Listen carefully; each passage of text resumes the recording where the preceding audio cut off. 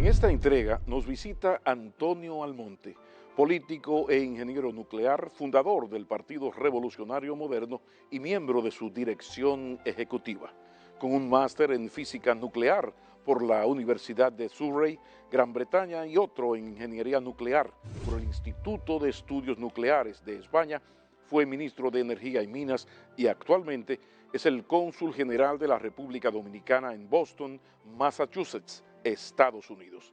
Todo un placer personal y periodístico recibir en McKinney a este hijo orgulloso de la comunidad de Villa Mella. Bienvenido, Antonio Almonte, a McKinney. Buenas, bienvenido, profesor, caramba. Saludo, Pablo. ¿Cómo Muy grato aquí estar contigo. Muy agradecido por la invitación. Usted abandonó la energía y las minas para irse al mundo diplomático. La experiencia como cónsul general de esos amores tan largos que me han acompañado toda mi vida, difícilmente se olvidan o se abandonan. Pero también uno ha tenido otros amores, la política exterior, las relaciones, y creo que la vida es así. Se disfruta mejor en la diversidad. Y la impresión en estos meses, porque es la primera experiencia en ese sentido, claro, a ese nivel. Claro. Entonces ya las relaciones con la comunidad, la política, el rango de ministro es diferente a esto. Sí. Hablemos un poco. Es otro entorno, es otro entorno, es otro código. No es lo mismo el código, la formalidad y tipo de responsabilidad, etcétera, y la rutina de un ministro, que en el caso de un consulado. Sin embargo, el tema es que el Consulado General de Boston abarca 6 estados, que es el de Massachusetts, el principal. Exacto. Está el de Maine, un gran estado, el de New Hampshire, está el de Vermont, está el de Rhode Island, y en cierto punto todavía, en gran medida, mucho trabajo también de Connecticut. Entonces, ¿cómo se ve? Se trata de una región, la región de Nueva Inglaterra. Exacto. Es una región muy importante desde el punto de vista general, en términos económico, cultural, académico, etcétera. La élite académica. Y académica y médica. Y también de deporte, por qué no decirlo. Pero además es una región donde hay muchos dominicanos. No te puedo decir a ti exactamente, pero hay, según un censo que se hizo en el 2019 por los mismos Estados Unidos, en Boston, en la región, había más de 100,000 dominicanos, pero se estima que ya para el 25 es mucho más. Mucho más. Entonces, tú tienes ciudades como Lawrence, que son esencialmente dominicanos. Casi Banilejo. Ahí, Banilejo, sí, casi una provincia de Baní. Sí. Donde quiera que tú sacas la mano ahí, a quien tú tocas es a un dominicano, una dominicana. Rhode Island también es un estado con una capital como Providence, que tiene muchos dominicanos, es una población muy grande. Hay ya autoridades, representantes, senadores, representantes del estado de Massachusetts, que son dominicanos, hay alcaldes, varios alcaldes.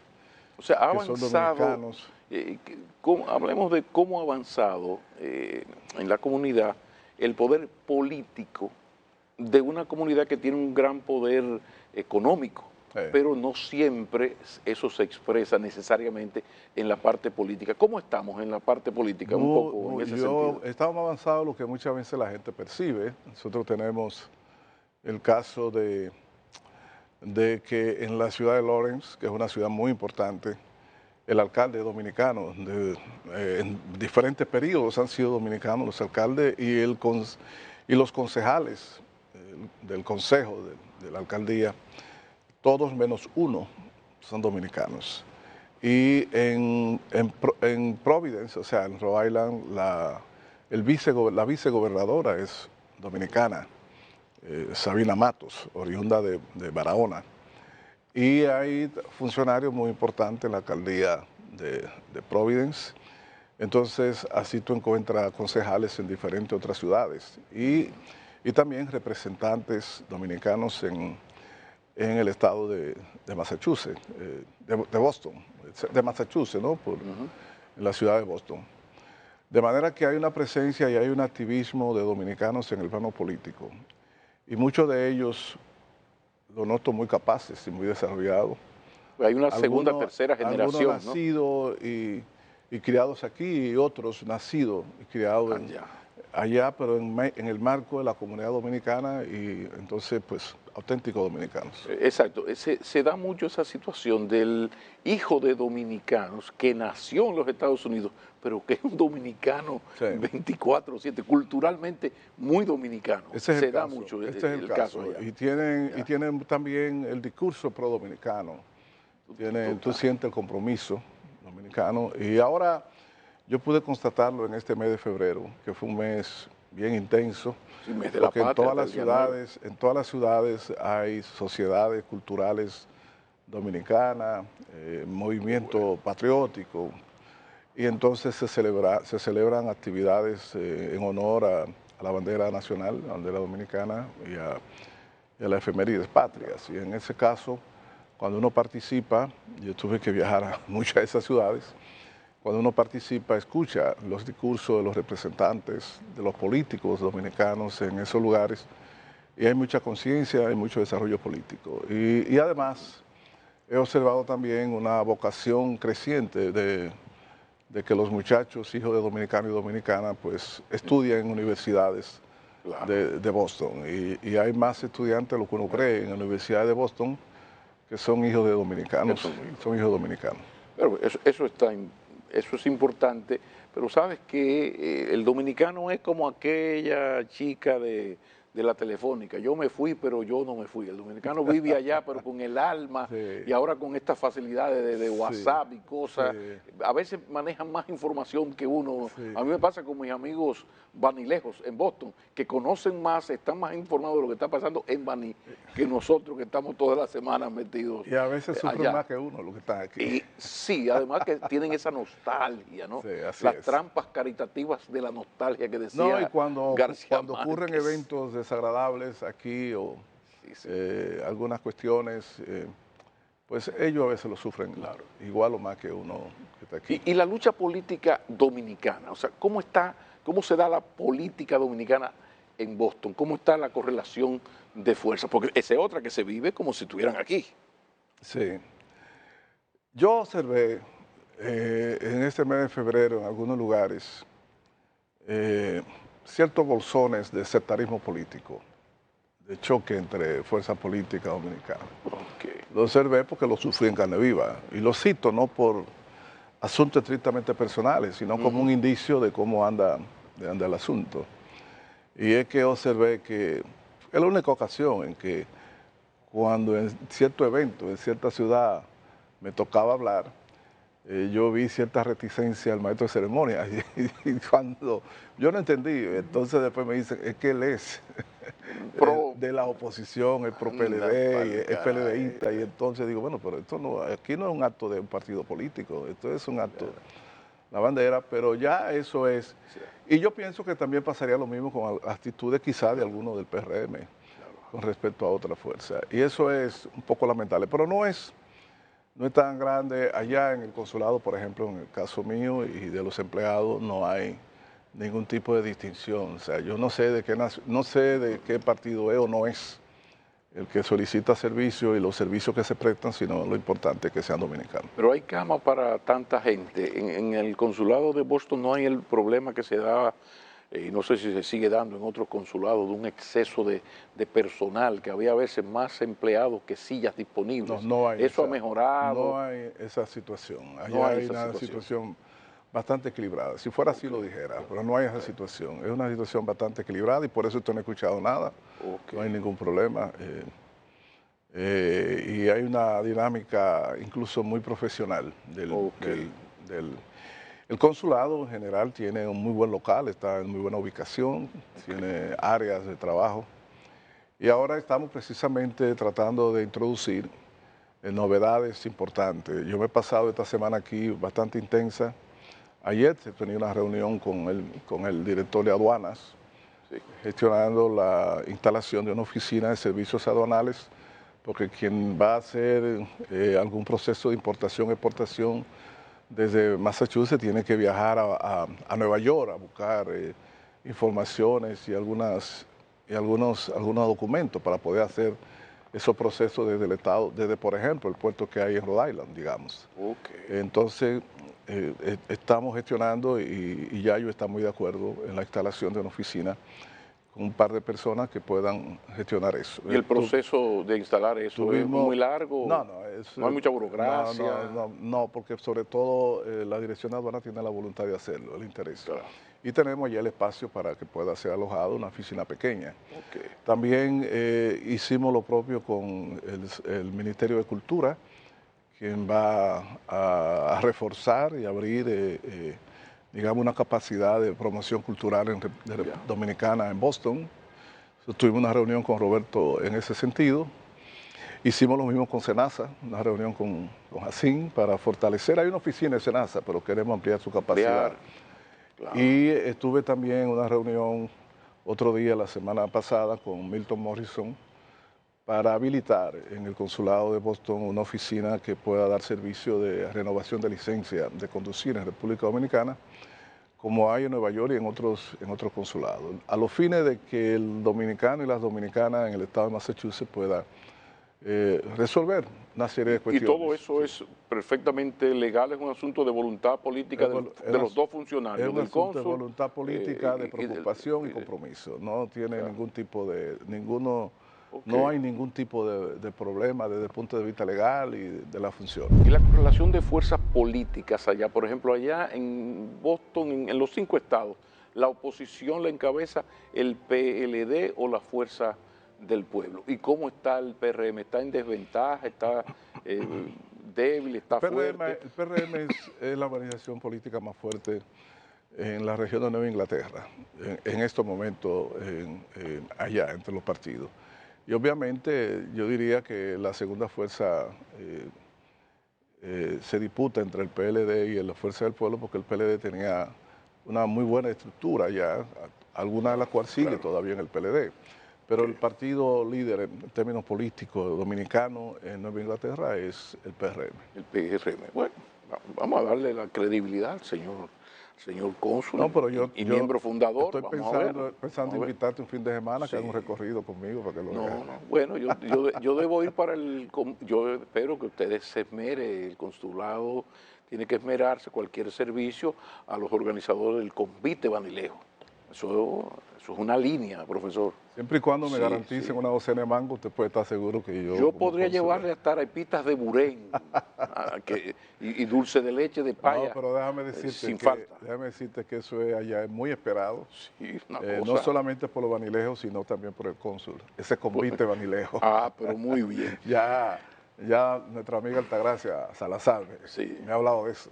Muy bien, eso está muy bien. Pero podríamos continuar en lo de la diplomacia, pero yo no puedo perder la oportunidad de una conversación con Antonio Almonte y no pedir su opinión sobre esta buena nueva que tenemos, ya no es tan nueva, de las tierras raras. ¿Cómo ve Antonio Almonte esta oportunidad? ¿Qué información puede tener? ¿Qué tan beneficioso para el país podría ser esas cosas de las tierras raras? Beneficioso puede ser extraordinario, pero te voy a decir brevemente algunas cosas de eso de la tierra rara. Yo creo que el aporte, uno de los aportes importantes que ha hecho en esa materia el presidente Abinader fue que decidió y comenzó a trabajar el tema de las tierras raras como debió hacerse hace años. Desde hace años, en la República Dominicana corría el rumor de la existencia de tierras raras en la Sierra de Bauruco. Pero también desde hace algunos años, algunos investigadores internacionales extranjeros habían publicado informes y artículos científicos en revistas expertas sobre la existencia de tierras raras en Pedernales. Pero ningún gobierno se había tomado la preocupación de hacer un estudio que permitiese caracterizar y evaluar la realidad de esos rumores o de esas presunciones y al mismo tiempo evaluar la factibilidad de explotación económica de la misma, que es al final lo que quiere saber el pueblo dominicano. ¿Existen? Y si existen, ¿cuáles son? Claro. Y si existen y son tales, ¿qué nos significa en términos de potencial riqueza? Y si son rentables la explotación, a veces pasa como con el petróleo. Entonces, hace un poco más de 2 años, Sí. nosotros, desde el Ministerio de Energía y Minas, yo como ministro, en coordinación con el Servicio Geológico Nacional y la Dirección General de Minería, iniciamos ese proceso. Y llegamos a un acuerdo con el Cuerpo de Ingenieros de los Estados Unidos, que tiene una unidad especialista en geoquímica y en esos temas de tierras raras, encabezada por el doctor Mark Chappell, que es el jefe, líder científico de esa unidad. Okay. Mark Chappell y su grupo estuvieron aquí en varias ocasiones, se pasaron meses haciendo investigaciones. El presidente, en el informe, un informe básico que nos presentaron, nosotros llevamos a ese distinguido científico y parte de su equipo a hacerle una presentación hace alrededor de 2 años al presidente Luis Abinader al Palacio Nacional. Pero aquello que nosotros vimos, te recordarás aquella reunión medio con mucha discreción que tuvimos sobre esto para un pequeño grupo de periodistas explicarnos esto. Había un proyecto, una investigación a profundidad. No, ya eso tenía más de un año.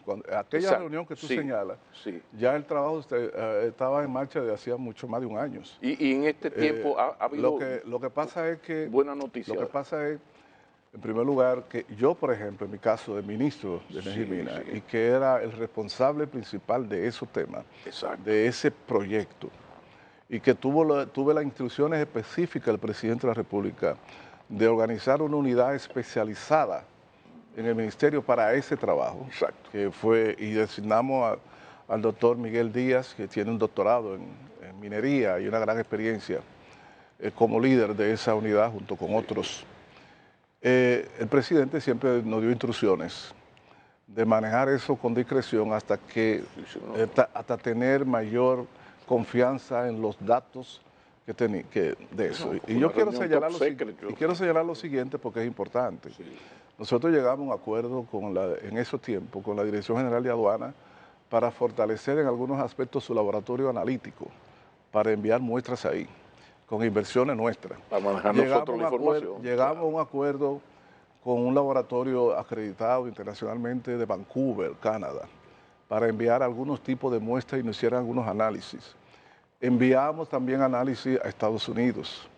Y fue sobre la base de esos procesos y de esos estudios que logramos definir la existencia firme de tierras raras con un enriquecimiento bastante notable.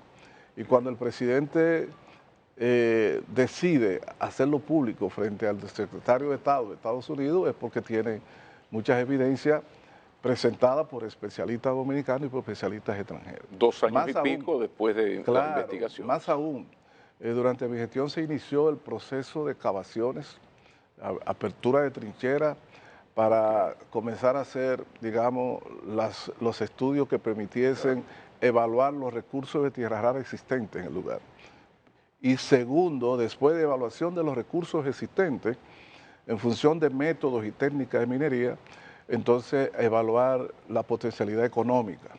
Y en la otra fase que vendría sería la de la factibilidad de explotación comercial, que ya es un tema mucho más complejo, porque una de las cosas que hay que entender es que la industria de tierra rara es una industria muy demandante en términos de inversión económica y en términos tecnológicos, y además en términos ambientales. Por consiguiente, el tema de la extracción de la tierra rara desde el material en el cual se encuentra no es un tema simple, es un tema sofisticado y complejo desde el punto de vista de la química industrial. Y desde el punto de vista de la contaminación, ¿es peor que una mina de oro, por ejemplo? ¿Qué tan contaminante? Porque en todo hay que buscar un equilibrio. Sí. ¿Qué tan contaminante es esto de las tierras raras, extraerlas? Depende de los procesos que se utilicen para la extracción de la tierra rara desde el mineral en que se encuentra, porque las tierras raras no existen ellas, no existen como elementos sueltos en la naturaleza, existen como parte de rocas, de arcillas, de bauxita, de una serie de elementos, de minerales que pasan a ser como la especie de los receptores, lo que llevan esa tierra rara. Entonces, extraer esos elementos de tierra rara de ahí hay que pasar por un proceso de separación. Pero es muy contaminante. Y ese proceso de separación puede llegar a ser muy invasivo y contaminante al medio ambiente, dependiendo de la técnica que se utilice, de la gestión que se haga de los residuos, etcétera, etcétera. Entonces, sin embargo, es completamente llevadero en el mundo entero. Brasil tiene una gran experiencia en eso, y en el mundo asiático, Estados Unidos. De lo que se trata es de utilizar los estándares de prevención de contaminación y de hacerlo. Es extremadamente interesante las perspectivas económicas de entrar a esa industria. Lo único que yo digo que la República Dominicana creo que tiene un gran potencial para colocarse, dar un salto en términos económicos y tecnológicos con la industria de tierra rara. Hay una clarísima evidencia de que la riqueza del yacimiento es notable, es grande, y eso le va a generar al país unos ingresos muy grandes en términos económicos, en términos de dinero. Pero ¿cuándo se podría tener la información? ¿Cuándo se podría tener la información? Sí, si hay, es rentable y en tantos meses arrancamos. ¿Cuándo más o menos? De que hay tierra rara, ya la información está. Si no digo la rentabilidad. Exacto. Entonces, la cantidad de tierra rara es lo que se está trabajando ahora para determinar. Eso es lo que se llama evaluación de recursos. Y luego también la calidad. Después viene la reserva económica, es decir, el valor económico de esa reserva, que tiene mucho que ver con la proporción de qué tipo de tierra rara es la que hay, porque hay muchos tipos de tierra rara. Y en segundo lugar, entonces, que hace un análisis de mercado para tú entonces decir, este es el valor económico de ese yacimiento. Y lo último viene a ser entonces el proceso de establecimiento de una planta de procesamiento industrial de tierra rara, separación de tierra rara, etcétera, y todo eso. Entonces, todo eso de que poder comenzar a recibir dinero en la tierra rara nos puede llevar un par de años, nos puede llevar algunos años de trabajo y de inversiones. Ahora bien, el futuro es muy grande, porque si es como se dice y como tenemos evidencia, muy rico el yacimiento, nosotros podemos colocarnos como un productor de uno de los minerales o de los recursos de mayor cotización en el mundo y de mayor importancia estratégica en el mundo desde el punto de vista geopolítico, desde el punto de vista industrial y tecnológico. La importancia de la tierra rara es que, por un lado, como no hay yacimiento de tierra rara donde quiera, hay tierra rara en cualquier pedazo de tierra. Ahora, concentración en cantidades explotables son muy escasas.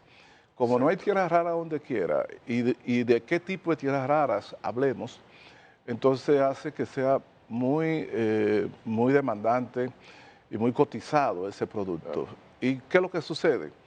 Que las tierras raras, sobre todo, algunos de ellos tienen un peso extraordinario en los procesos y productos que lideran la actual revolución industrial en el mundo.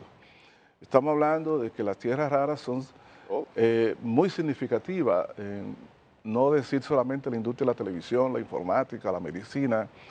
Te puedo decir que, por ejemplo, con el neodymium y su utilización para la producción de imanes permanentes, que pueden ser imanes muy pequeños, tienen un valor estratégico en la producción de artefactos de armamentos y de investigación espacial, pero también en la generación de turbinas, entre ellos las turbinas eólicas y todo lo que tiene que ver con la energía renovable. Entonces, estamos hablando de que hay un mundo de cosas que usamos y que se requieren, cuya producción requieren materiales hechos de tierra rara que no tienen sustitutos. Es decir, usted no tiene alternativa, o uso esto o uso otro. No, no, no.